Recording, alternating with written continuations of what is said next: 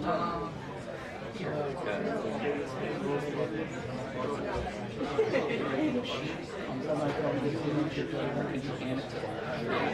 there you go. Thank you. Yeah, just like that. Thanks, man.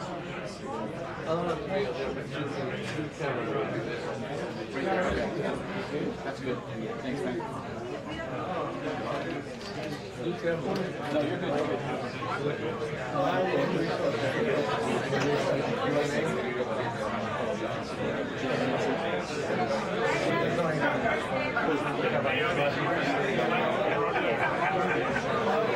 There was standing on the side of the hallway. Aaron's chair.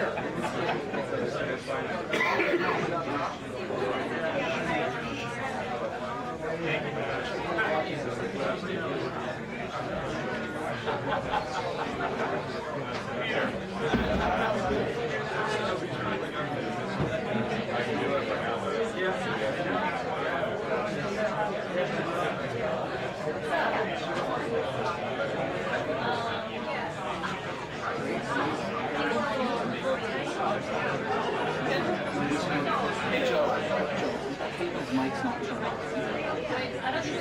Come on in. No, I'll leave it back. You can't. No, sorry. I can't take my seat too long. Want me to get it on? Hold on, good. Just after the turn. Caitlin. You got it? No, can you turn on the button on the bottom of it? Hold it in. Hold it. Got it. Green light. Green light.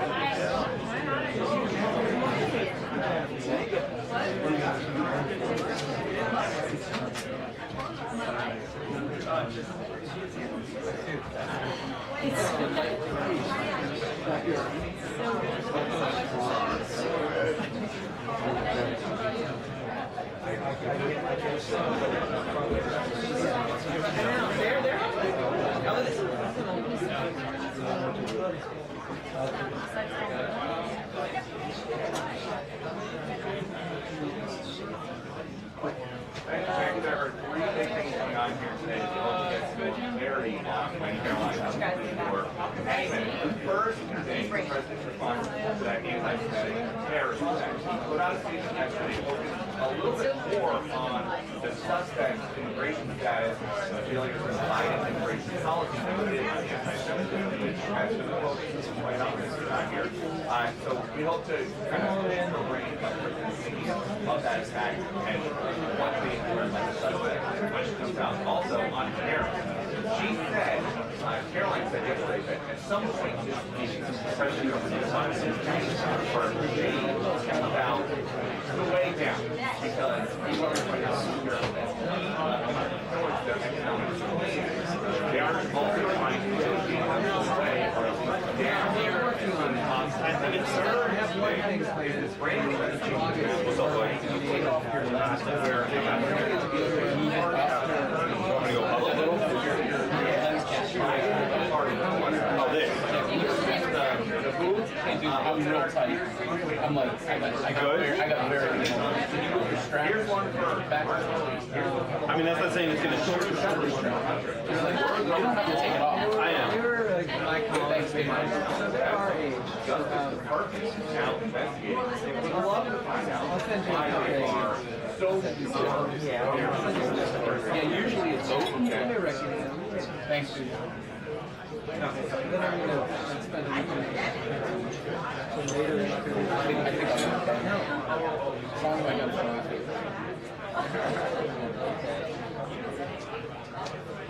This situation function. Yep. Yeah. Must be like this. I'm gonna wait there, yeah. Come on in. There you go. Yeah, no, it's a long, slow transition. You can't get rid of me there. Good. Bye. Thank you. Yeah, we have the sessions. Who's your favorite? No, I'm not better than this. I know. I feel like they've been trying to get those pauses. It's been a year's long project. Yes, there you go. It'll be fun. No, it'll be good, right?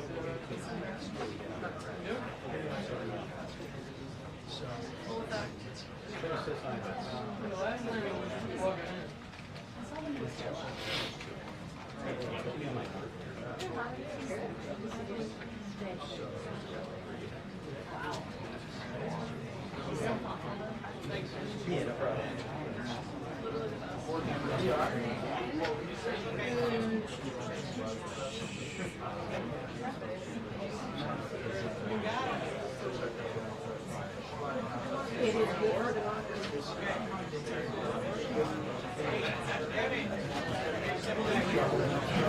What about it? In Alborn? Babies are good. 6 weeks now for baby George. Oh, okay. It's on the left. Yeah, so I just took like a week and a half when he was born, but I have a year to take my parental leave, so I think I'll take it when my wife goes back to work. Just longer, but we have to figure it out.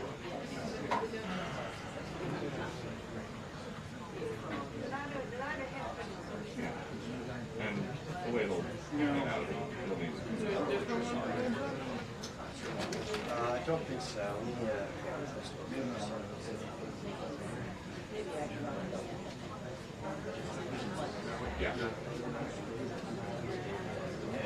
She is doing great. Yeah, she's a very eager big sister, and she's been very helpful. Make sure I mean, helpful as in doing what she's like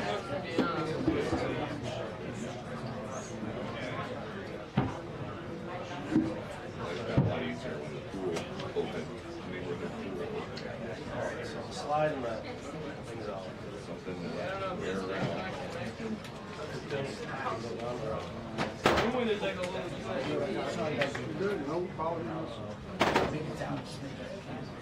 Thanks, dude. That's perfect. Oh yeah, don't worry about Thank you. Just send it to Bill.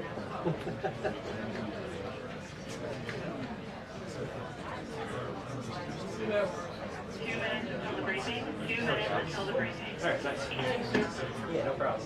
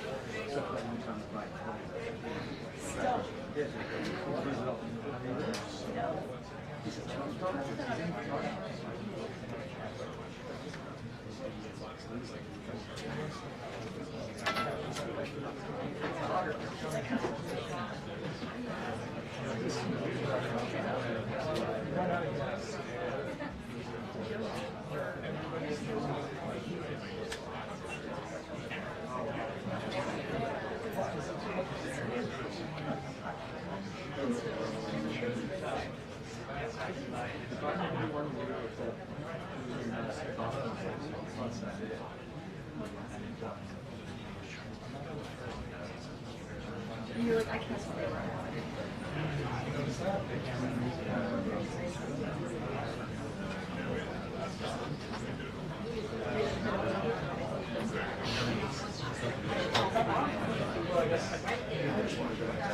You change the subject to these guns.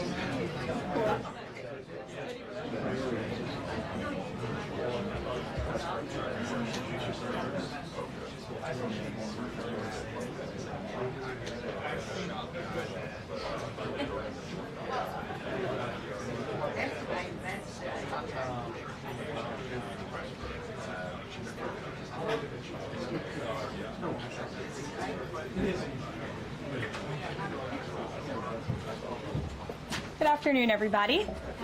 How are you? Good. It's good to see all of you. I want to start by addressing the horrific act of violence that took place on Sunday in Boulder, Colorado.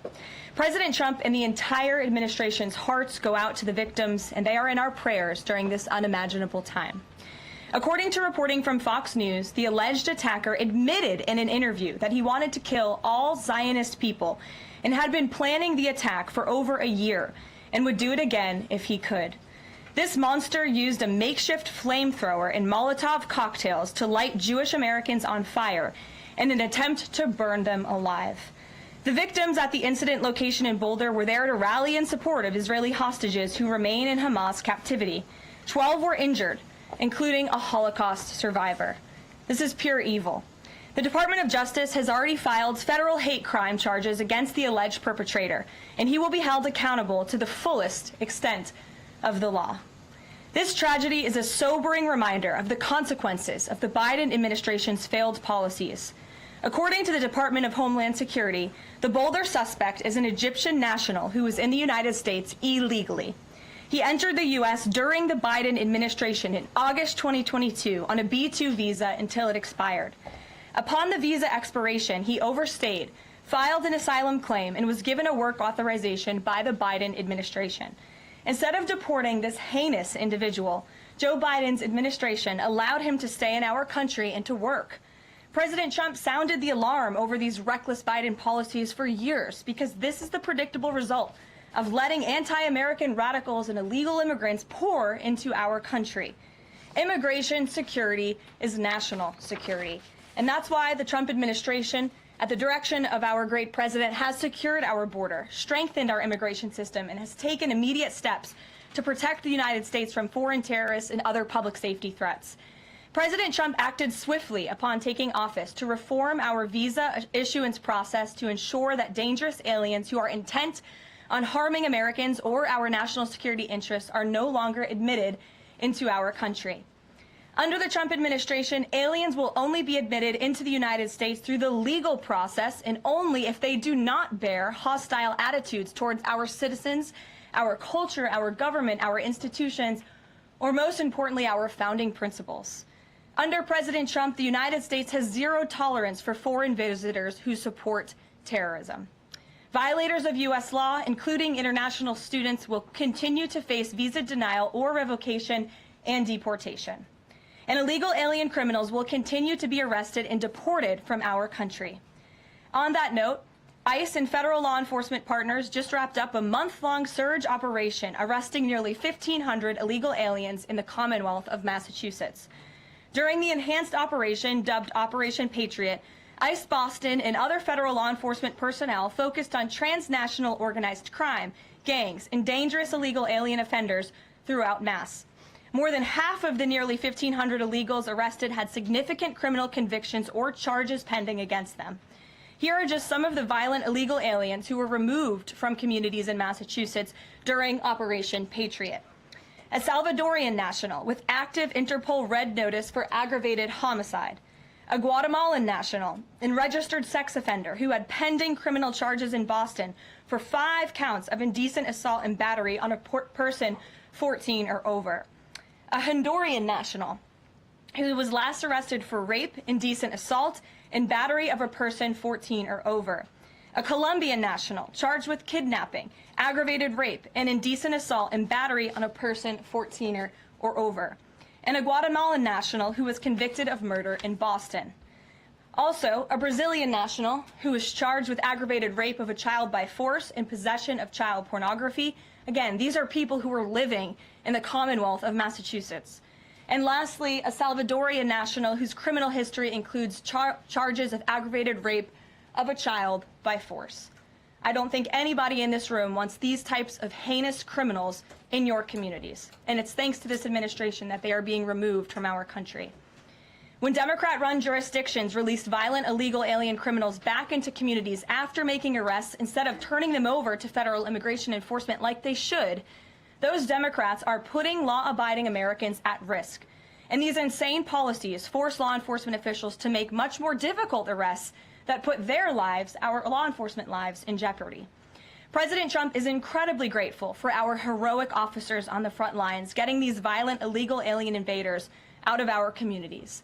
Law and order is back in America under President Trump. And on that same note, there are new crime statistics that show crime is plummeting.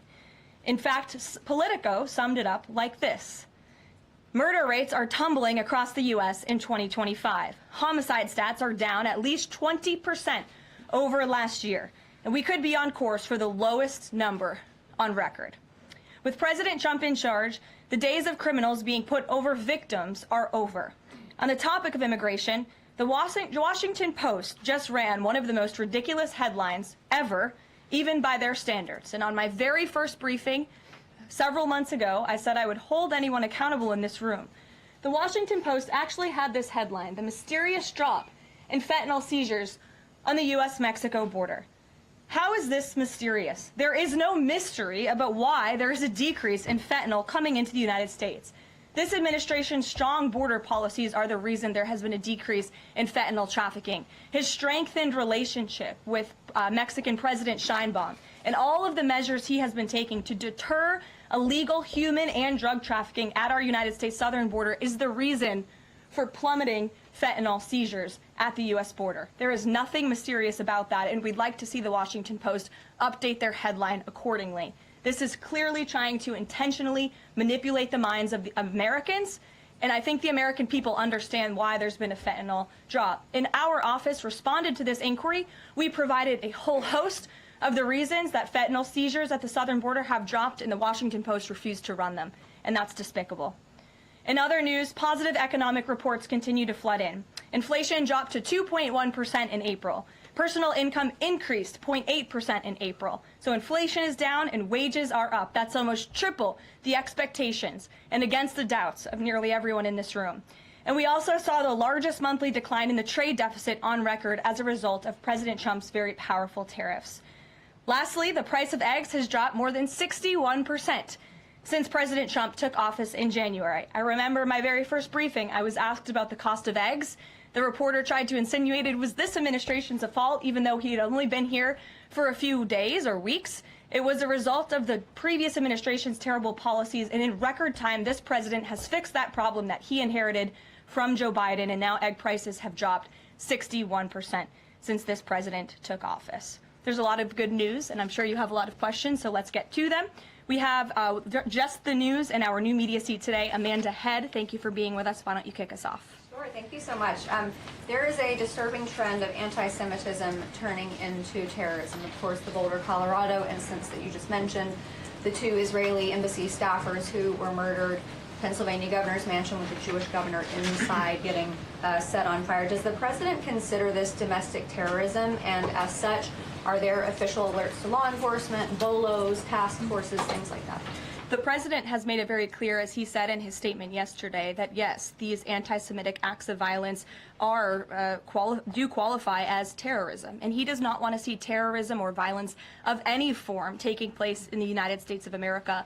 And as for specifically anti-Semitic terrorism and anti-Semitic acts of violence and those that are targeting Jewish Americans, this administration has done more to combat that violence than any administration in history. And one incident is one too many. And I think, frankly, that's something the previous administration was not willing to say. This president will stand up for Americans of all religions, of all faiths, of all creeds, and we will continue to look at policy measures and actions that we can take in addition to the actions that have already been taken to curb this anti-Semitic violence. And to Jewish Americans at home, across the country, this president has your back. And then on another issue, back in February, Secretary Kennedy created a commission to re-examine the childhood vaccine schedule. But there are still states outstanding like California, Connecticut, Maine that are not allowing any religious exemptions for kids not only to go to school, but to participate in sports and extracurricular activities. Would the president want to see religious exemptions allowed across all 50 states? And how do you enforce that, especially with states like California that are already defying the president on the men and women's sports issue? Generally speaking, I know the president supports religious exemptions for families when it comes to vaccinations. As for the instances in those specific states, I'll have the administration and the White House look into it and see what executive action, if any, we can take on that front. Thank you. Kelly. Good afternoon. We're now in hurricane season, and obviously there is great concern every year about the potential for that. Can you speak to how the president is planning to have the level of support should it be needed to be as it has been with a reduction in the workforce? And is he still comfortable with Administrator Richardson, who had talked, whether joking or not, about not being aware of a hurricane season for this country? What is the President's level of briefings on what may be required? If you could give us kind of an overall update on that. Sure. Well, of course, we know that we are into hurricane season now, and I know FEMA is taking this seriously, contrary to some of the reporting we have seen based on jokes that were made and leaks from meetings. But Secretary Kristi Noem and the FEMA leadership are all over this. They are committed to ensuring that federal resources and tax dollars are there for Americans in need, and the President continues to review requests for emergency aid and carefully considering them. However, this President has made it clear we're not going to enable states to make bad decisions with federal tax dollars and then have the federal government later have to bail these states out. We want to see states be responsible with their tax dollars to do as much as they possibly can, and then the President will deeply and thoughtfully consider any requests for federal aid that come to his desk. And I think some of the media reporting we've seen on this is frankly sloppy and irresponsible.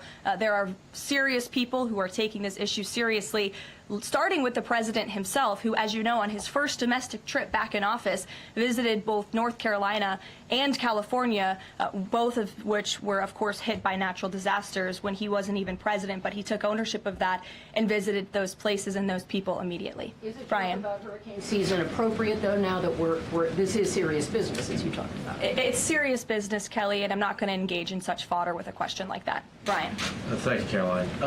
Reuters was reporting that there is a letter that is meant to be sent to other countries, which would give these countries a deadline of Wednesday to produce their best offer on the trade matter.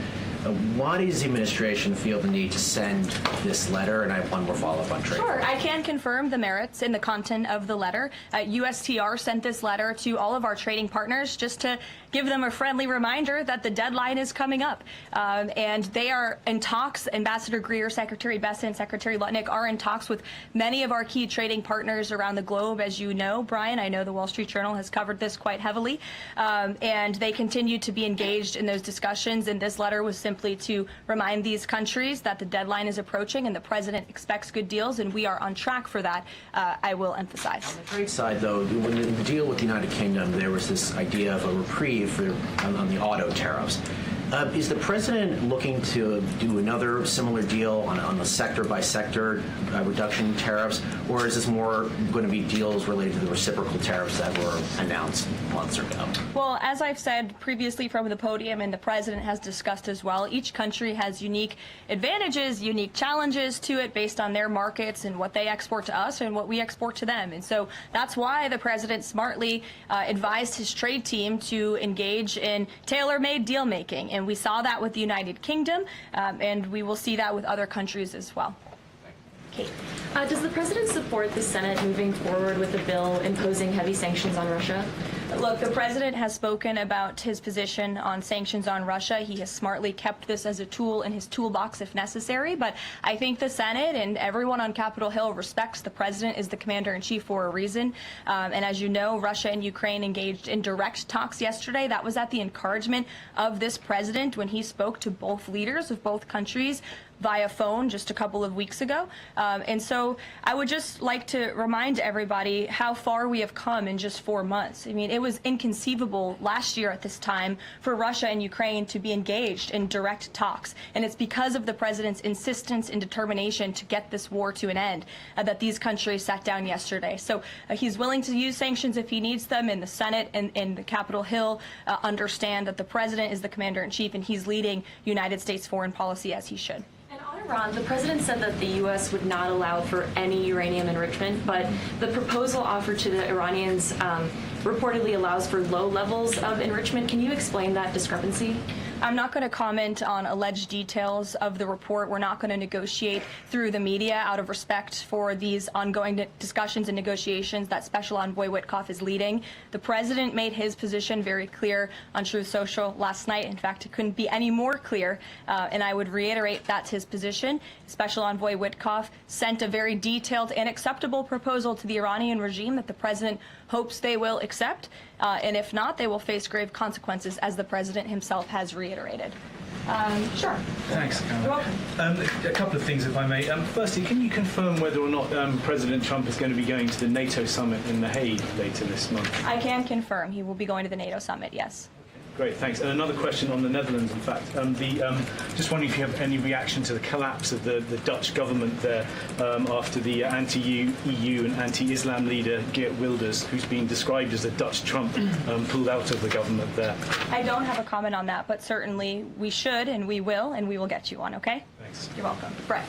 Thanks, Caroline. I wanted to ask, a couple days ago, the president announced that he was withdrawing the nomination of Jared Isaacman to lead NASA, citing a thorough review of prior associations. I wondered, why did this review happen just now, after the nominee was so far into the process? And can you explain the president's thinking on who he might choose? Look, the president reserves the right to nominate individuals to key administration posts. He also reserves the right to remove those individuals if he chooses, just like he reserves the right to fire anybody in the executive branch that he wants. And so a new replacement for NASA will be announced very soon, as the president himself said. Was there something in particular that came up that caused the president concern with this nomination? The president wants to ensure that all of his nominees are aligned fully with the America First mission of this administration. And again, he will be announcing a replacement very soon. Andrew, go ahead. Thank you, Caroline. You're welcome. It's been just about a month since President and Prime Minister Starmer announced... I can't see you all the way back there. Those hands in the way. There you go. So it's been just about a month since Prime Minister Starmer and President Trump announced that the U.S. and U.K. had reached a trade deal, or at least a framework for the deal. Now there are at least some conservative MPs in London who are complaining that Parliament has not yet seen the text of any deal. So I'd like to ask you from this side of the pond, is there a text for the deal ready to be released, submitted, and if not, when can we expect it? And then I have one more. There's most definitely text with this deal. There is language that this side has seen. You'll have to ask the UK Parliament why they haven't seen it from their own government. I obviously can't answer that question. And on Caroline, one more on Ukraine, go ahead, please. Jonathan. Sure, go ahead. On Ukraine, it's been a couple days since Ukraine made that audacious drone strike on Russian airfields. The president hasn't said a word about it, and usually he's not shy about making his thoughts known on the war. Or, it's not bad on the war or any other subject. What have you heard from him on this audacious drone strike? Is he surprised? He said that Zelensky didn't have the cards when they met in the Oval Office a few months back. Does Zelensky possibly have some cards that the president hadn't known about? Look, the president's thinking on the Russia-Ukraine war as it stands, I spoke to him about it just this morning, is he remains positive at the progress that we've seen. Again, he urged both leaders to sit down and talk directly with one another, and they did that. Russia handed over a memorandum of peace, or a peace plan, or a suggestion of one, I understand, to the Ukrainian side. They also agreed upon the exchange of prisoners or hostages from each other's countries. So he remains positive about the progress that we're seeing, but he also is a realist, and he realizes these are two countries that are at war and have been for a long time because of his predecessor's weakness and incompetence. So he's working hard to solve this conflict, and that's where his mind is right now on it. Jonathan, go ahead. Thank you. Same topic, just to put a finer point on it. Does President Trump approve of Ukraine's decision to strike nuclear-capable bombers in Russia? I would like to let the president speak on that himself. And just to follow up, has the president... I would just add to that, the president does not want to see this war prolonged. He wants the fighting to stop, he wants people to stop dying, and he wants this to be solved at the negotiating table. The reason he is so deeply involved and has spent so much time and effort on this war is because he hates to see people dying. Again, these are not Americans that are being killed. These are Russians and these are Ukrainians. This is a war very far away. But this president truly cares about peace, and that's what he wants to see. What is President Trump doing to ensure that a similar internal drone attack doesn't happen here in the US, given this was done at pretty low cost, very stealthily. You know, it obviously raises questions about our own security, particularly for U.S. aircraft here. It absolutely does, and that's why the president nominated Secretary Hegseth and has approved some of the changes that have been made at the Pentagon to ensure that we have the most lethal fighting force in the world, and that the United States military is the best, the biggest. That's why he wants the One Big Beautiful Bill to be passed, because it increases our defense spending. It's why he also launched the announcement of the Golden Dome to prevent from missile strikes and attacks in the future. And the president has a full understanding, I can tell you because I've spoken to him about it, about the future of warfare and how drones are a big part of that. And I will not get ahead of our policy team, but I think you can expect to see some executive action on that front in the very near future. Caitlin. Two questions for you as well. On the Big Beautiful Bill, you said recently that it is, quote, blatantly wrong to say that it adds to the deficit.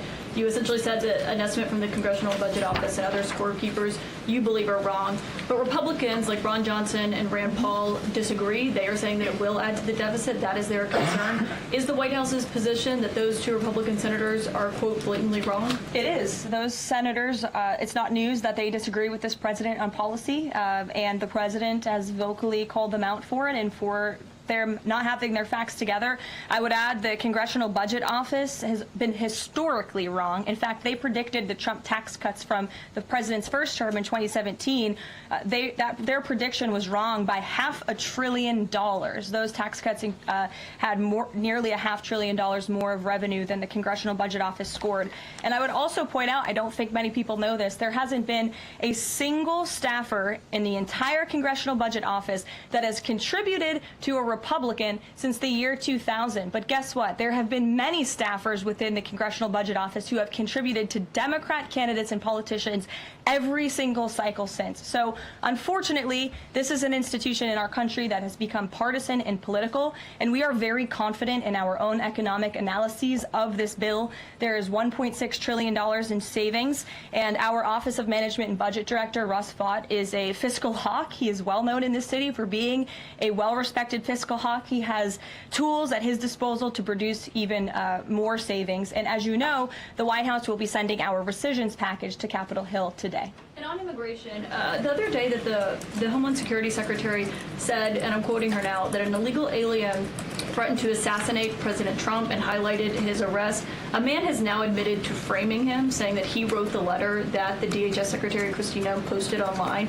Last I checked before I came into the room, that post was still up from DHS. Does the White House expect them to issue a clarification or a correction on that front? We can ask the Department of Homeland Security and get back to you. Jeff. Karoline, is the United States putting pressure on China to release its hold on rare earths that are hurting car companies and technology companies now that require that for their products? And is that pressure working? Well, I can assure you that the administration is actively monitoring China's compliance with the Geneva Trade Agreement. I know the United States, on our end, we have complied with the terms that we set, and our administration officials continue to be engaged in correspondence with their Chinese counterparts. And as you all know, and I know there's a lot of interest in it, there will be a leader-to-leader talk very soon. And when that happens, as always, we will let you know. Also, Asia, just does the White House have a reaction to the results of the election in South Korea? Yes, we do. In fact, let me find it here for you. It should be somewhere in here. Thank you. We do not, but I will get you on, Jeff. Go ahead. Thanks, Karoline. Two questions on trade. Is this letter that was sent to trading partners a sign that the president isn't satisfied with the pace of these negotiations? Is he trying to light a fire under these talks now? Well, look, the president has been very direct to our trading partners in his conversations with them, with foreign leaders directly, that they need to cut deals with the United States of America. The tariff agenda of this president, he believes very strongly in it. And as you've all seen, he's unafraid to use tariffs to protect our industries and protect our workers. But he wants to see these tailor-made deals be signed. And I will tell you, of course, I never want to be the one negotiating with the press about these internal discussions and deliberations. But our team, who is deeply involved in this, sees these deals moving in the right direction. In fact, Ambassador Greer is in Paris right now meeting with many of our trading partners. We should still expect this flurry of deals in the next 36 days, and the plan is still for those full tariffs to go back into effect on July 9th. The plan is for the announcement of these deals to be made very, very soon, yes. Sure. Thank you, Karoline. You're welcome. So Governor Whitmer confirmed that she spoke with President Trump about the possibility of pardoning the plotters against her, the kidnapping case. She didn't give us an idea of what the president's reaction was to that. Do you have any information about what he said? Well, I won't reveal the president's private discussion unless he gives me liberty to, but I will reiterate what he said publicly when he was asked by one of the journalists in this room in the Oval Office a couple of weeks ago about the pardons. He said it's something he would look at, nothing more, nothing less. Haley, go ahead. Thanks, Caroline. And then to Kelly next to you. Thank you. When it comes to the leader-to-leader call with Xi Jinping this week, what is the president's expectation of this call? Is he looking for concrete outcomes out of this, or is he looking to kind of warm relations as these trade talks are ongoing? Well, President Trump and President Xi have shared a respectful relationship throughout the years. And again, I won't get ahead of the president on that call, but as always, after, you'll hear directly from the president or from myself or someone else here at the White House. Kelly. Caroline, thank you. I want to get back to the anti-Semitic behavior that's been going on college campuses as well as recently in Boulder, Colorado. The president, as you know, has the White House Faith Office, the Religious Liberty Commission, as well as the Anti-Task Force on anti-Christian bias, which includes anti-Semitism. From a whole of government perspective, and the president has already mentioned how he hates these kinds of acts that have been going on, can these entities and these agencies work together with the president to put out a proactive campaign to help people stop the hate? I think the president himself has been leading on this, Kelly, and has been incredibly clear in his rhetoric that he is not going to tolerate such hate or behavior in the United States of America. And you will see that rhetoric being followed up by action from the Department of Justice, who is seeking to prosecute these cases to the fullest extent of the law. And I know the Attorney General and the FBI Director were very quick to call this what it was, targeted terrorism. And there was some, I think, criticism from the media and well, at least pundits I saw on television saying, are they too quick to jump here? No. They see the facts and they reveal those to the American people, and they're transparent. And I think, frankly, that's a breath of fresh air from what we experienced in the previous administration. Are there programs that they can put in place to campaign against this kind of violence, to actually take the whole approach and say, we want to get ahead of you. If you're thinking it, don't do it. And if you're going to do it, sit down and talk to someone within the Faith Office, within the Religious Liberty Commission, as well as the task force. Yeah, surely. It's a good idea, and I'll pass it along to them. Peter. Thank you, Caroline. When you look at these last-minute Biden pardons, the big ones, Biden siblings, Fauci, January 6th committee. That's right. Most of the big ones have the same very neat signature. We would expect that probably to be the auto pen. There is one that looks different. It looks authentic. In fact, if you look at the last name, it almost looks like the president was having a hard time spelling his last name there. Is this White House of the opinion that the only pardon that would count is one that the president signed himself? Very interesting. Very interesting props. If you want to bring them to my office later so I can take a closer look, I would like to do that. The president is making a good point when he discusses the usage of the auto pen. Who was running the country for the past 4 years? Perhaps those documents were signed with the auto pen, something that this, I believe the Department of Justice is looking into. As you saw, Ed Martin made an announcement at the Department of Justice this morning to launch an investigation because the American people deserve answers. Is there any concern that this president, who won the election on a promise to fix the economy and close the border, that focusing and scrutinizing these Biden pardons is looking into the past instead of looking forward? I think in comparison to the amount of time this president has spent on securing the border, on fixing our economy, I just read out for you an entire list of economic accomplishments. Look at the border numbers. Look at the time and effort he's divulged into solving the global conflicts abroad. It pales in comparison, but it still, nevertheless, is a very important issue. And it was a huge issue that sent the president back to this White House. The Americans saw with their own eyes a mentally incompetent president, and they want answers for that, and the president believes they should have them. And something that just crossed, Caroline, how mad do you think President Trump is going to be when he finds out that Elon Musk said, "I'm sorry, but I just can't stand it anymore. This massive, outrageous, pork-filled congressional spending bill is a disgusting abomination. Shame on those who voted for it. You know you did wrong. You know it." Look, the president already knows where Elon Musk stood on this bill. It doesn't change the president's opinion. This is one big, beautiful bill, and he's sticking to it. Tamara. Thank you. The National Security Council was reorganized, or some staffing changes were made the Friday before Memorial Day. I'm hoping you can explain sort of the new structure, what the structure is of the National Security Council, what the goal is in terms of staffing levels. What is the new National Security Council mode? Well, as with everything in this White House, it is a top-down approach. The president is here. He is president. He's not an auto pen like the previous president was.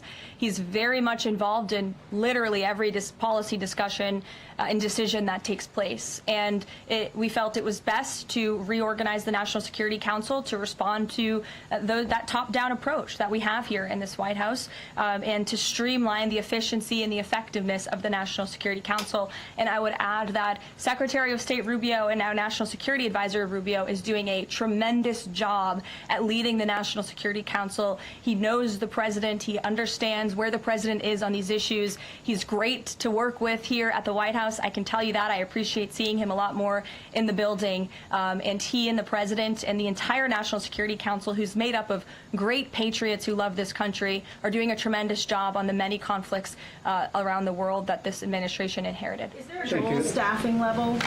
I'm sorry? Is there a goal for the staffing level, like a number of people who would be in this National Security Council? We just want the National Security Council to be as efficient as possible, and if staffing needs are necessary, I'm sure Secretary Rubio would not mind hiring people if necessary, but again, we've been working with them day in and day out, and they're chugging along and doing great work.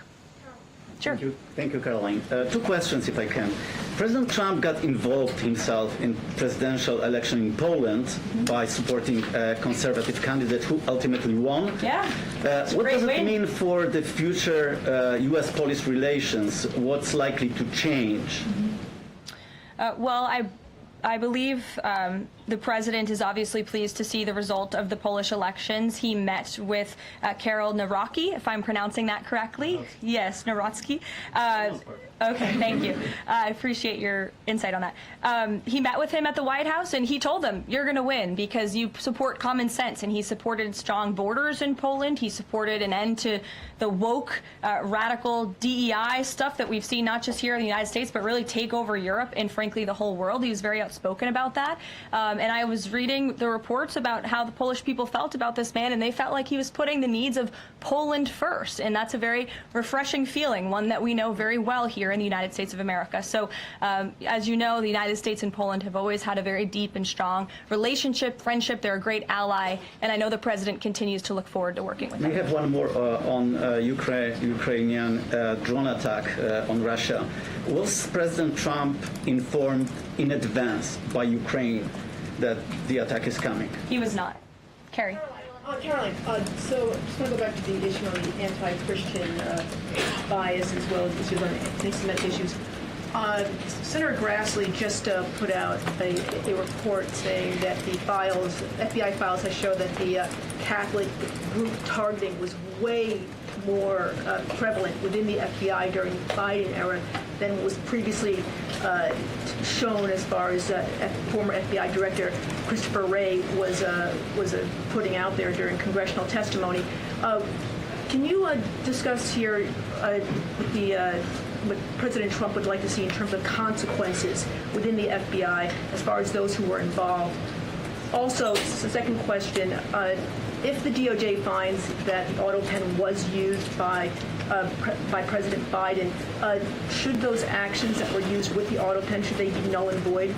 I'm not going to get ahead of the Department of Justice's investigation into the usage of the auto pen. And again, the question is not, was the auto pen used? It's whether or not the President of the United States knew it was being used, and if not, who was using it in his name, which is clearly illegal behavior.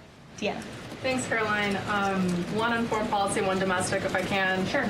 On foreign, just speaking to the president's Truth Social post about Iran recently, saying that there will be no uranium enrichment. Is he saying that that's a red line for him, or no? I already answered this question. The president's been very clear about where he stands on that. Okay, and then on domestic, there's a report that Laura Loomer met with the vice president today. Can you speak to her relationship with the administration and if she's informally advising in any way? She is not. I do know she met with the vice president. As for what was discussed in that meeting, I would defer you to his team. Thanks, Karoline. I have one question on anti-Semitism, one question on China. So for years, radical leftists and Islamists have been calling for so-called globalize the Intifada. Do you believe this is a call for violence against Jews? And do you think these attacks on Jews around our country is what globalizing the Intifada looks like? I don't want to speak to the merits of those claims without looking into them, but as I said, any violence against Jewish Americans will be prosecuted to the fullest extent of the law. Absolutely. And also, Secretary of State Rubio made an announcement saying he'll be revoking visas of certain Chinese students, including those with connections to the Chinese Communist Party. Does that include sons and daughters of politicians, presidents, and chairmen? Again, Secretary of State Rubio has the right to revoke visas, and he made the announcement that the State Department will begin to aggressively revoke those visas of Chinese students who are in our country, namely those with Chinese Communist Party ties, or those who could be a threat to our national security and the interests of the United States. Should both of you, go ahead and then back to you. Thank you. There are now reports that Israeli forces are firing on Palestinians trying to get aid from the Gaza Humanitarian Foundation. Up to 20 people, according to the Red Cross, have arrived to the hospital that they've set up with gunshot wounds, have died from them. Is this administration aware of these? And I mean, what is being done to address this situation? The administration is aware of those reports, and we are currently looking into the veracity of them because, unfortunately, unlike some in the media, we don't take the word of Hamas with total truth. We like to look into it when they speak, unlike the BBC, who had multiple headlines. They wrote, Israeli tank kills 26, Israeli tank kills 21, Israeli gunfire kills 31, Red Cross says 21 people were killed in an aid incident, and then, oh wait, they had to correct and take down their entire story, saying we reviewed the footage and couldn't find any evidence of anything. Oh. Okay, so we're going to look into reports before we confirm them from this podium or before we take action, and I suggest that journalists who actually care about truth do the same to reduce the amount of misinformation that's going around the globe on this front. Can you talk John. about the change in the leadership of the organization?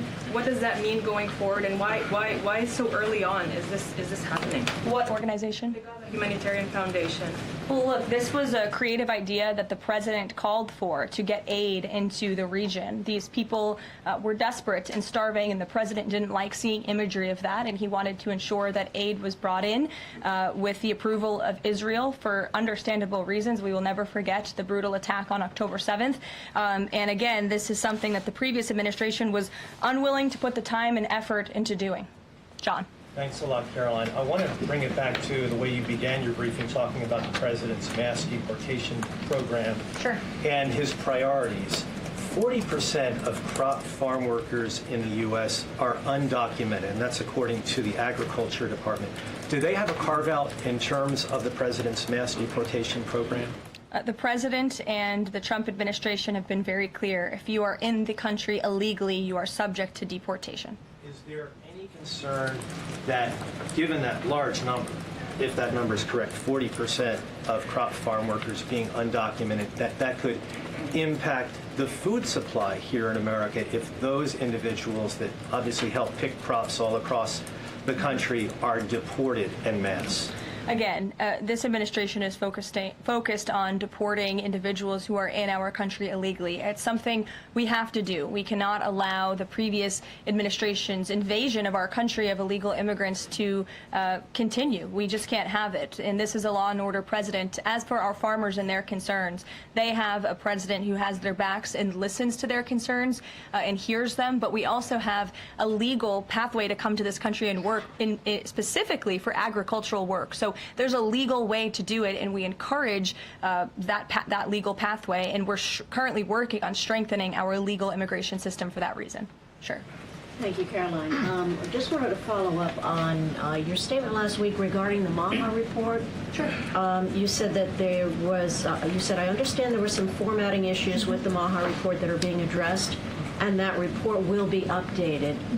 We also understand that since that, there have been some citations that came about. There's citations of studies that either did not exist or did not back up the report's conclusions. So when you were referring to formatting errors, Is that what you were talking about, or was it? Could you just explain that? Yeah, that's what I was talking about. There were formatting errors, and those errors were updated by the proper policy components here at the White House, and a new report was issued. So exactly what I said took place. Sure, go ahead, Alec. Yeah, good to see you. Good to see you. Congresswoman Mary Miller suggested that changing Pride Month to Family Month. I would personally like to see maybe a nuclear family month. Some people are saying, let's get a Veterans Month. Does the president have any plans on making a proclamation, or is it just going to be June this year? Well, there are no plans for a proclamation for the month of June, but I can tell you this president is very proud to be a president for all Americans, regardless of race, religion, or creed. Caroline. Reagan, go ahead. Thank you, Caroline. And then I'll go to you. Thank you. Colorado passed sanctuary protections for illegals 1 month before the terrorist attack this weekend. 2 questions. Why did the DHS remove the sanctuary cities list that it had published, which was ordered by the president? And then what is the administration going to do to further crack down on sanctuary jurisdictions to prevent attacks like what happened in Colorado? Sure. The Department of Homeland Security will be issuing a new list of sanctuary cities, an accurate list of sanctuary cities. As for what we're doing to crack down, the president has signed various executive orders and has directed the Attorney General to prosecute state and local officials who are not complying with federal immigration authorities and, most importantly, federal immigration law. Thanks, Caroline. Thank you, Caroline. Oh, yeah, Caroline. Thank you very much. Go ahead. So, does the president take calls from foreign leaders on the tariffs on steel and aluminum? Does he still intend to double them tomorrow morning? The president will be signing that executive order today, and steel and aluminum tariffs will be going to 50%, yes. No way it's going to change, or it's going to be suspended? He made that announcement in Pennsylvania, and he plans to deliver on that promise to Pennsylvanians. And why is he hiking it? And Ed, go ahead. I can answer that, but go ahead, Ed. Oh, yes. Thank you, Caroline. So a Chinese Foreign Ministry spokesperson today said that the U.S. imposed harmful measures like new chip controls and pledging to revoke Chinese student visas. So are the Chinese the victims in this trade back and forth? Look, I don't think anyone is the victim. These are 2 strong countries, and as I said, the president has a good relationship with China's president and leader, and that discussion will take place later this week. And what other authorities is the president looking at for tariffs should the decision in the appeals court not go his direction? Well, right now, his tariffs remain in effect. We spoke at length in my briefing last week about that decision that came down from the International Trade Court, which has been put on pause because the president absolutely does have the authority to implement tariffs and to declare a national emergency for our crippling trade deficit. He could always have the power to use Section 202 or Section 301 as well to impose tariffs if he deems necessary, especially Section 202 tariffs, which are sectoral, as you know, to protect our critical supply chains here at home. Thanks, Caroline. You're welcome. You've got U.S. business leaders begging for certainty. So why did the president suddenly decide to hike tariffs on steel and aluminum again? You also have U.S. business leaders begging to meet with this president and begging to come to the White House to talk to him because they know that he is a negotiator in chief, that he's making good deals on behalf of the American worker and the steel worker, in particular when it comes to the steel and aluminum tariffs, which he discussed in his speech at length at Pennsylvania, and the need for them. And I would just add, I was at that speech on Friday with the president, and there were 2,000 steel workers and their families in the room, many of them wearing their hard hats. I spoke to one backstage who said this is the greatest thing that has happened for that community in Pittsburgh, Pennsylvania in 60 years, because this is a president who doesn't just talk the talk, he walks the walk too, and he's delivering on his promises to bolster our steel and aluminum industries in this country and to protect those jobs. If not for this president, that steel plant in Pittsburgh, Pennsylvania would have closed. Those jobs would have been lost, and the president saved that company, he saved those jobs, and he's saving that community, and that's the intention of the steel tariffs, which he will sign later this afternoon. Thank you very much, everyone. We'll see you later. Thank you. Friday for she, do we think?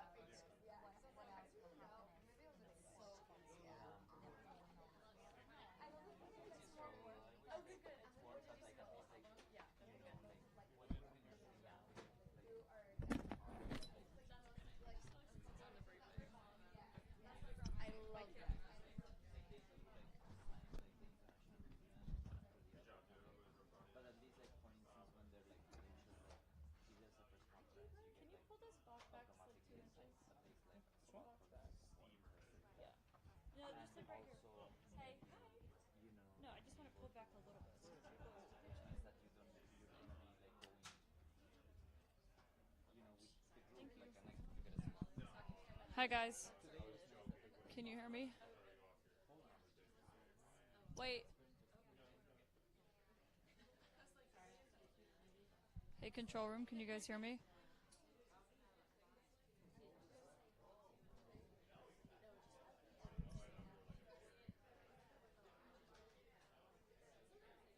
I'm not hearing control room.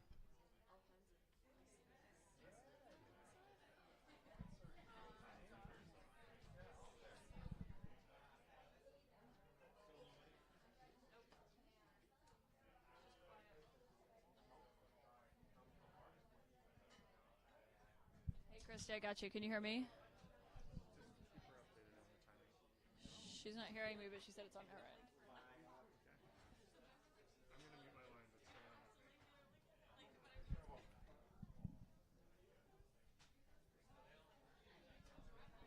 Can you hear me now, Christy? Why does that clock say 156? That's wrong. I need you to fix that. If elected. If elected. I will fix the clock. Can you hear me now, Christy? 1, 2, 3, 4, 5, 6, 7, 8, 9, 10. Audio's coming on channel 2. Can we fix that?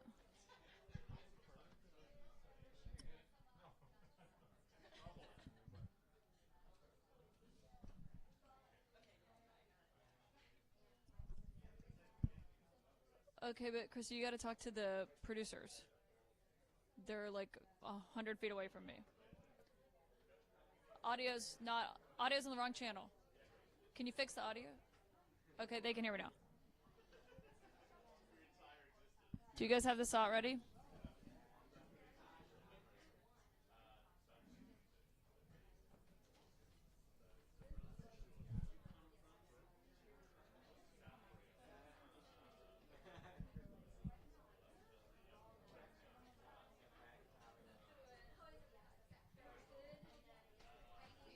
Yep, just let me know if you have the saw.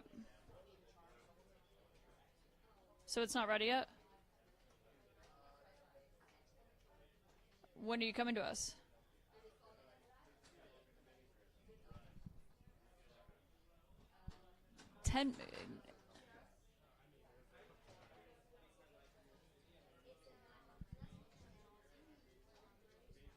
Are we talking to them?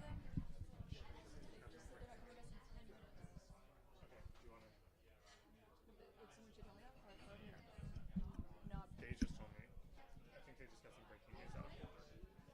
Because they're not coming to us. So you guys don't want us? Okay. I don't like to say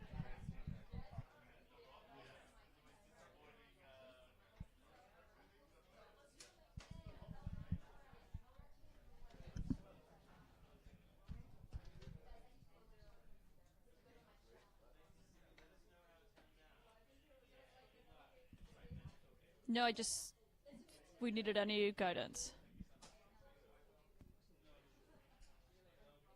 Hey, it's CJ. Where are we? Need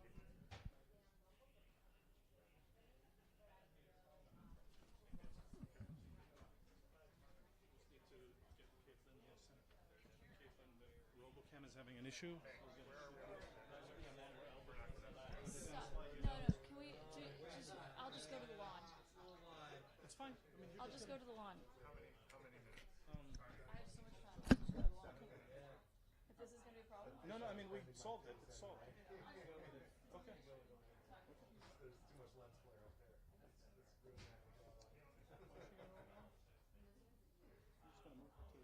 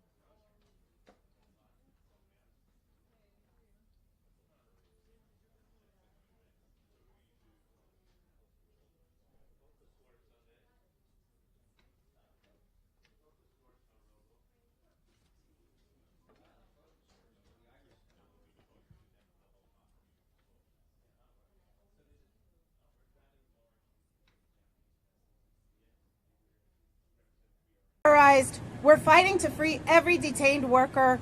We're warning every politician, stand with workers or get out of the way. When the neighbors stood in those streets yelling, let them go, that was real power. That's the San Diego that we should all join, not fear, but solidarity. Thank you.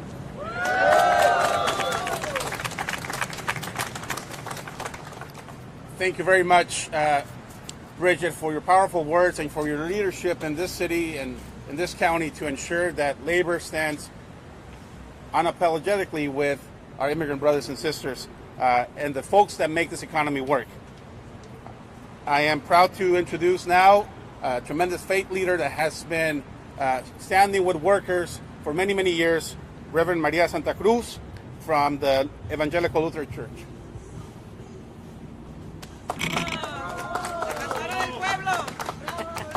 Thank you. Good morning.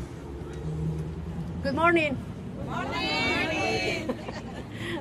It is a pleasure being here this morning, and I feel very, very blessed to be here, standing here and speaking about injustice. I was called to and ordained in the Lutheran Church to speak up for justice. So that's why I'm here. That's why every time they call me, I am here to support this cause. And I don't want to show my anger, but I am angry. Angry at what they're doing, about the injustice they're doing it. I'd like to read something about the book of Exodus. The Lord says, I am the God of your father, the God of Abraham, the God of Isaac, and the God of Jacob. At this, Moses hid his face because he was afraid to look at God. The Lord said, I have indeed seen the misery of my people in Egypt. I have heard them crying out because of their slave drivers, and I am concerned about their suffering. So I have come down to rescue them from the hand of the Egyptians and to bring them up out of the land into a good and a spacious land, and the land flowing with milk and honey, the home of the Canaanites. What I chose this text, how many Moses are we here?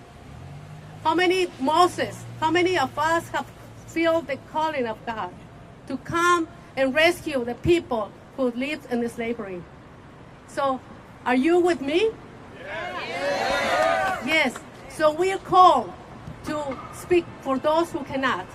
We are here to support those who don't have voice, those who live in terror, those who live in fear.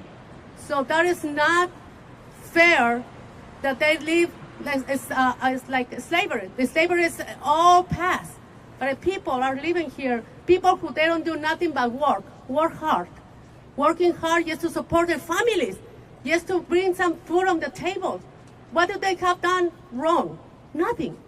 What happened in South Park at the restaurant is not acceptable. What happened in Mission Bay is not acceptable. Now people cannot just go, not even to work. People cannot go to have a little bit of fun after they work. That is a shame. It's a shame of people who do that. So I invite you to please, don't hesitate to call others. Don't be afraid. Don't be afraid. Just fear God if we don't do what God is calling to do. I belong to a Justice Overcoming Boundaries. So we speak out for justice. We speak up we break boundaries. Because those who do not respect, we have to show that's respect. We have to show respect, but also we have to show that we're here to speak up for justice and to show that God is not sleeping. God has not forgotten for those people. God is still present. God is still active and through us. And we have to show them that we are still alive. And we are not fear, like Christian said, we are here. If they come for one, they come for all of us, right? Thanks be to God, and thanks be to God for this moment. Thank you. Thank you very much, Reverend, for your powerful words. I want to invite a tremendous leader of working families across the state of California who's championed the issue of immigrant workers and who's made it absolutely clear that the labor movement stands with immigrant communities, and immigrant rights are union rights, and immigrant rights are worker rights. So when we say that if they touch a worker, they touch all of us, we mean it. And today, this show of power is to send a clear message to this administration. We will fight back. We will fight back with everything that we have. And we know the power that they have. They showed that force against civilians just a few days ago in South Park. But that cannot be the new normal. And Lorena Gonzalez has made that very clear. It's my pleasure to invite our leader, Lorena Gonzalez.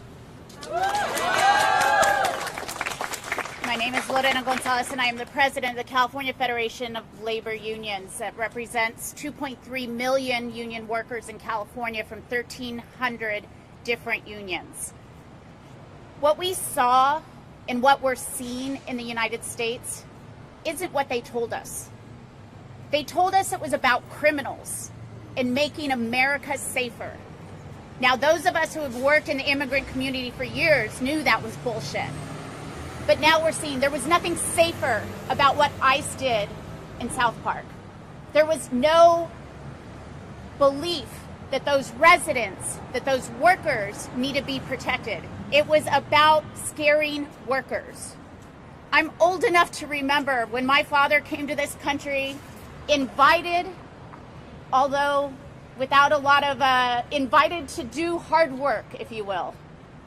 And in those days, we knew that it was always dangerous, that a grower, if he decided at the end of season that he didn't want his workers anymore and didn't want to pay them their last paycheck, would just call La Migra.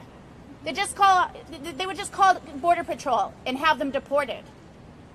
That's what MAGA and these folks want us to return to. It's not about the rule of law. And in fact, it's labor unions and workers that are trying to actually have the rule of law. Workers should be paid for their work. They should be safe at work. When they're invited in to do a job by that employer, they should be treated with dignity and respect.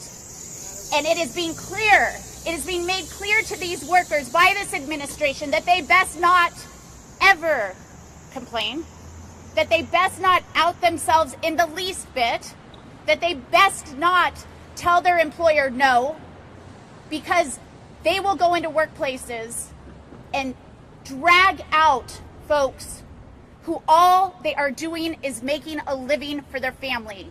These are people who are making our community strong, making our family strong, whose kids go to our schools, who live next door to us, and who clean up after us, feed us, take care of our kids, and make sure that this city, county, and this state continue to work.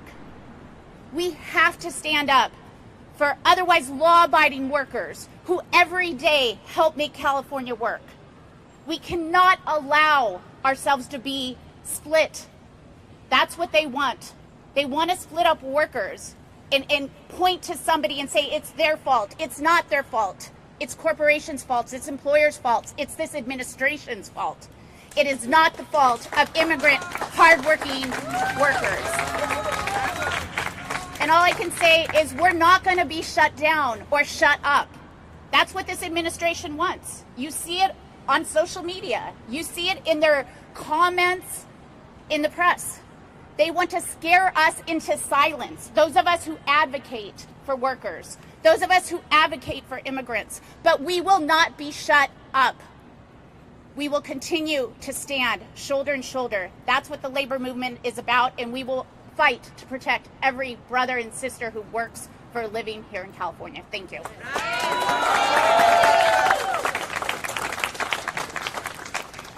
Thank you very much, Lorena, for your words. I'm also proud to invite our elected leaders, several elected leaders here with us here today, and I want to recognize the leadership on this issue. We have been at this for a long time. But what we have failed to do is to recognize that workers, whether immigrants or citizens, doesn't matter, make this economy work. And when you send military thugs with assault weapons to intimidate and to attack and to terrorize diners and to disrupt a weekend in one of the most iconic communities in our city, it is terror. It is state-sponsored terror. And I'm very proud of the fact that our elected leaders are calling us as is.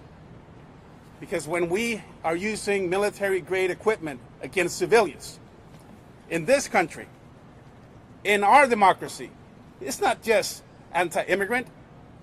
It tarnishes who we are as a society. It undermines the basic principles of a democratic society. And if we allow this to be the new norm, and if we are not able to call out this regime for its fascist attacks against our people, then we are losing who we are as a people and as a society. And Shanilo Rivera from the San Diego City Council has been unequivocal about his position on this. Sean, thanks for being here.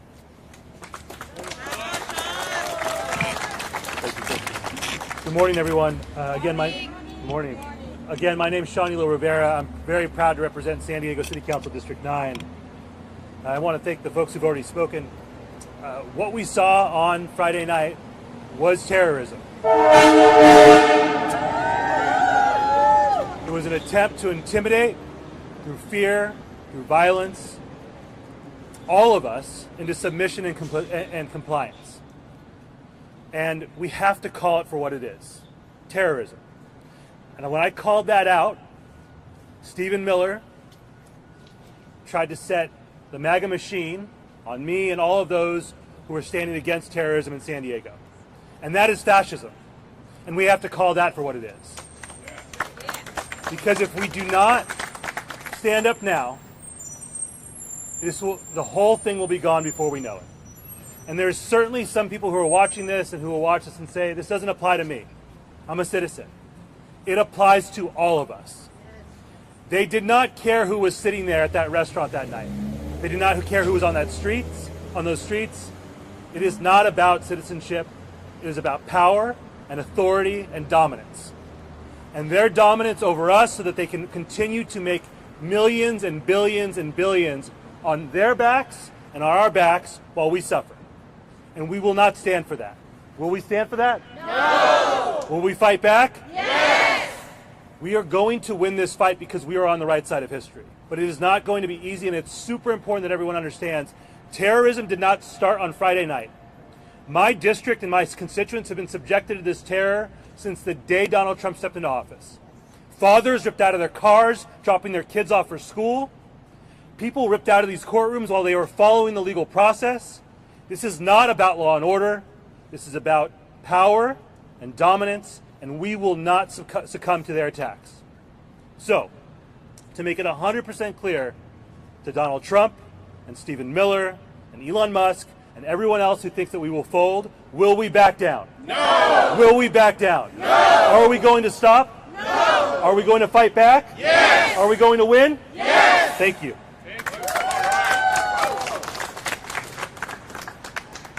Thank you very much, Council Member, for your words. It's important to note that community leaders have been, as the Council Member mentioned, have been responding to calls of raids and attacks on immigrant communities and non-immigrant communities alike throughout our county. And the San Diego Immigrant Rights Consortium has been at the forefront of making sure that our communities are aware of what their rights are, have the resources that they need, and more, and equally important, to document the egregious attacks that our community has been suffering since Donald Trump came into office. And the chair of the San Diego Immigrant Rights Consortium is with us here today, Ian Ceruelo. Ian.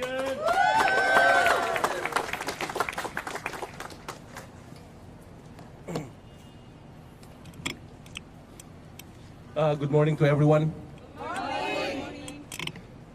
My name is Ian Ciruelo. I'm with the Asia Pacific American Labor Alliance and also the chair of the San Diego Immigrant Rights Consortium, or SDIRC.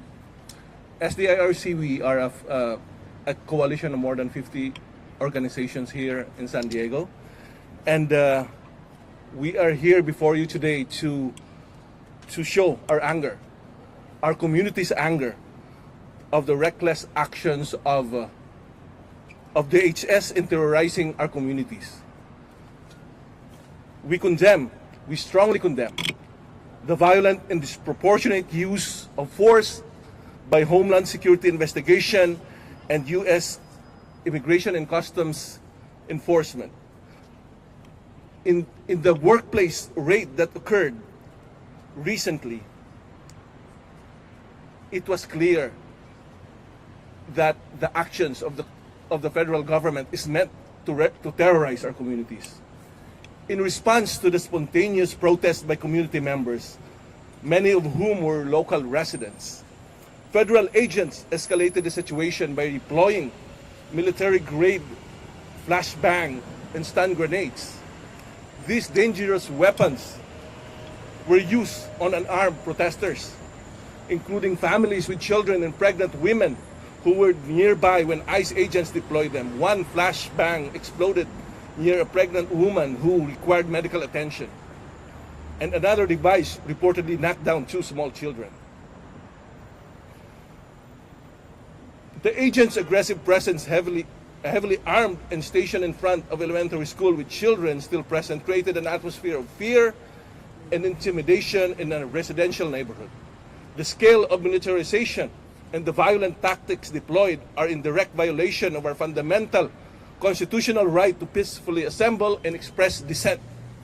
These actions not only defy the values of our democracy, but also violate international standards that require new enforcement actions to be necessary and proportionate, yet the agents' use of force in this context was neither. It was an assault on the dignity and safety of our communities, of immigrants, of protesters, of workers. It was intended to silence the voices of our community. The ICE operation is part of a larger, deeply troubling pattern of militarization across our border communities, with a mission to tear families. This erodes trust, endangers lives, and treats communities like war zones instead of places where people live, where people work, where people raise families. We reject this approach entirely. Our communities deserve safety, respect, and dignity. SDIRC is in solidarity with labor, and we will fight side by side with all workers in our communities. Stop deporting our workers! Stop deporting workers! Stop deporting workers! Stop deporting our workers! Stop deporting our workers! Stop terrorizing our communities! Stop terrorizing our communities! Stop terrorizing our communities! Stop terrorizing our communities! Thank you so much. Thank you, Sean. And the American Friends Service Committee has been at the forefront for many years in this region, documenting the abuses against our communities and our residents. It's important to note that this didn't start in South Park last week. It's been an ongoing pattern of militarization of our communities, of the border region, and now the evil phase of militarization has come to a nearby neighborhood. And we want to put an end to it. And we will put an end to it. The American Friends Service Committee, under the leadership of Pedro Rios, has been at the forefront of documenting these abuses. And he was actually there when ICE agents deployed military-grade arms against civilians. Pedro, thanks for being here.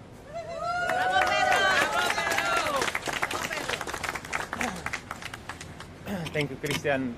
Buenos dias, good morning. How do we feel? Powerful. How do we feel? Powerful. How do we feel? Powerful. We feel powerful because we know that fear is not going to stop us. We saw what neighbors and residents of the community in South Park did when they got together and they pushed back the militarized federal agents that attempted to threaten and to harm our communities and that abducted 4 workers from our neighborhoods. And that's why we're here today, and I'm proud to stand with labor to say that the right to work is a human right. The right to provide for our families, the right to ensure that our children have food on the table, the right to work with dignity and to have salaries that cover our basic needs. And when federal agents, militarized as such, come and abduct our community members, we stand up and we fight for them. We stand up and we fight for their families and for their dignity. And to put some context into this, as Christian mentioned, the first ICE raids that we documented was in 2003. 22 years of ICE raids where we've seen family members have been separated. 22 years of us lifting our voices and our demands to say that ICE raids must end. But to be honest, in order for ICE raids to end, we must take it a step further. And we must say ICE must be abolished. That's how we get to a place of justice. That's how we get to a place of community healing. We can't continue in this way because the infrastructure is a juggernaut. It is huge, it's large. The amount of funding in its budget will be triplicated. And unless we're calling for an end, a true end to ICE raids, then we have to be truthful about our vision for a just society.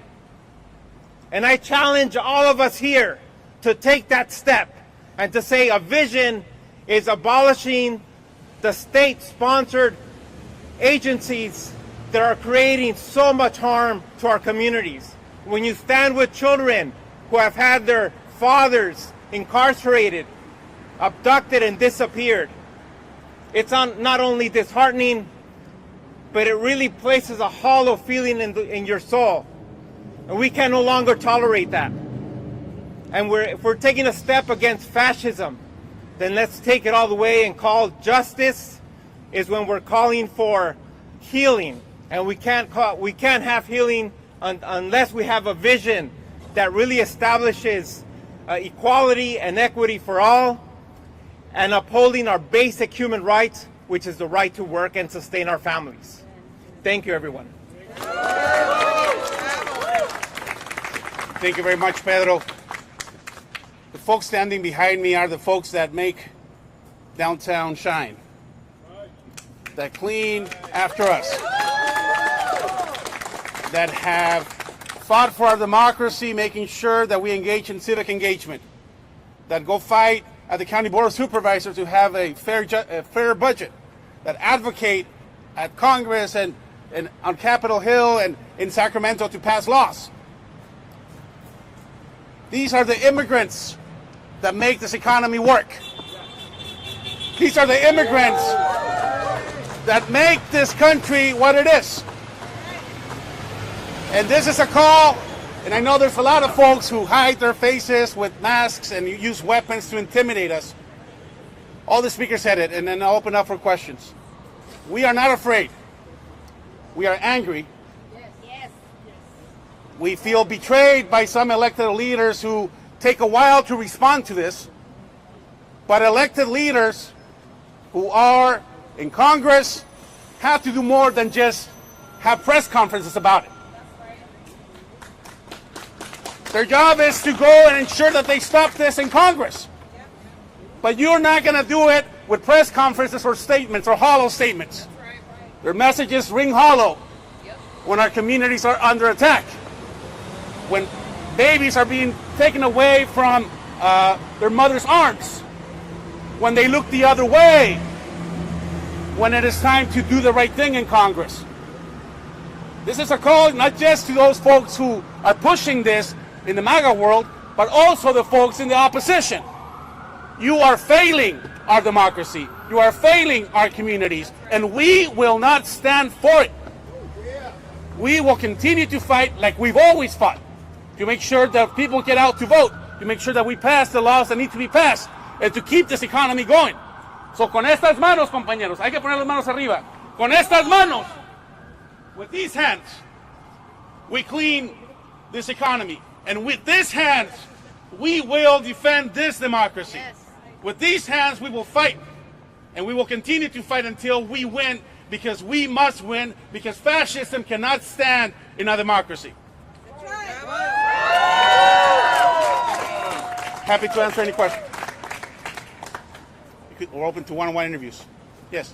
The application for the search warrant for the Operation South Park alleges that the owner was abusing employees between 12 hours without any breaks and essentially verbally abusing them. What do you say to that? Well, look, wage theft is a real issue, and I'm not exactly sure what happened in that particular establishment. I can't speak to it. But if the premise of using soldiers with assault weapons is to protect workers from wage theft or exploitation, what kind of upside world do we live in? If anything, should have the Department of Labor, the Labor Commissioner, conduct an investigation, lean on our local Office of Labor Standards that we have in our county and our city. We have mechanisms to ensure, we have a lot of organizations here to ensure that workers who are exploited, and again, I'm not sure what's happening in that particular establishment, but if the premise and the justification to use military-grade equipment to deploy soldiers who hit their masks, who hit their faces with masks, is to protect workers from wage theft or exploitation, it is one of the most outrageous and ridiculous justifications to use the kind of military tactics that were used against civilians. It is shameful. They did find, though, that almost 50% of the workers there they falsified paperwork before they went in. Look, again, I'm not going to comment. I don't know what's happening in that particular establishment, but we have to come to terms with our own hypocrisy in this society. And until we do that, we're not going to be able to address the real issues here. It's no myth that this country has grown dependent on undocumented workers for decades. Right. It's the reason why both Democrats and Republicans have agreed to not pass a pathway to citizenship. Right. Because they feel that if we keep workers terrorized and hanging by a thread, that they're easy to exploit.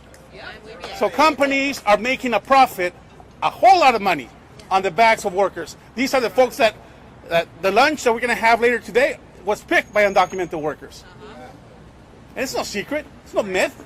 So until we come as a society to terms with our own hypocrisy, and until we stop using this notion that somehow working is a crime, that somehow washing our dishes after we have dinner is a crime, that somehow ordering food from a waiter is a crime, until we come to terms with that and deal with our own hypocrisy that this economy has been built on the backs of hard-working immigrants, and now we unleash soldiers to attack them, it is hypocrisy to the cruelest of stages. So I think this premise, and I want to just put an end to it, this premise that somehow workers are committing crimes because they're working, it is outrageous.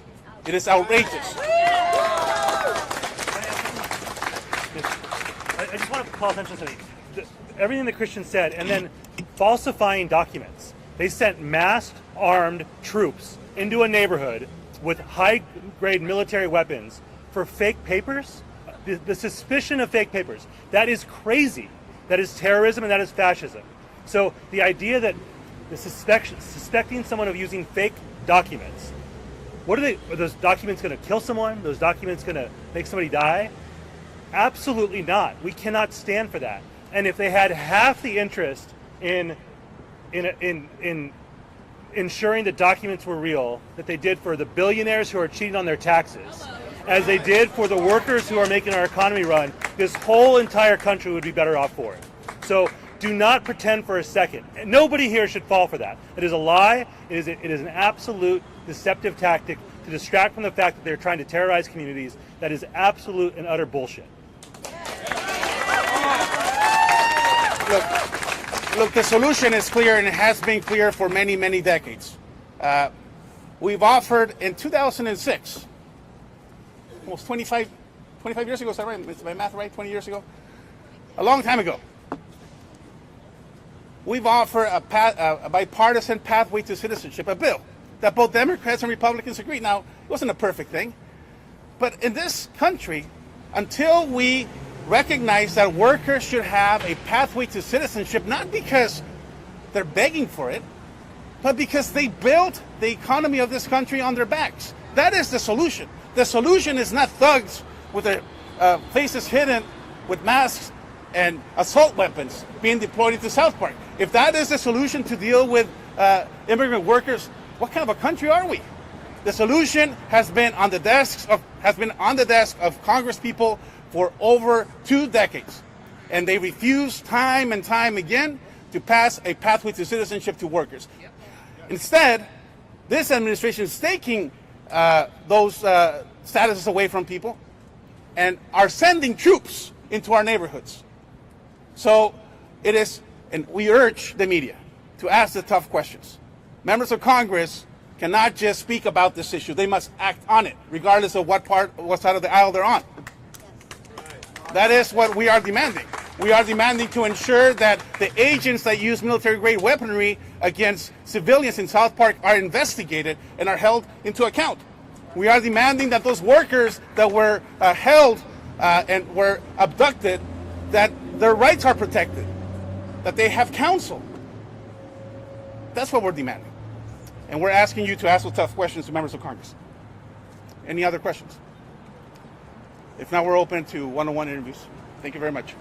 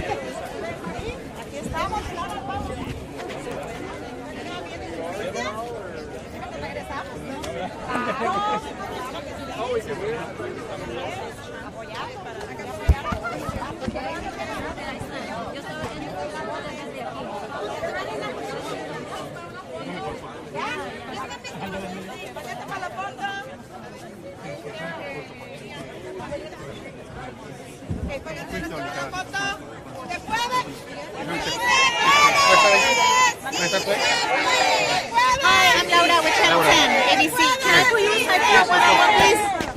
Oh, I think they want you in the picture. On that side? Okay.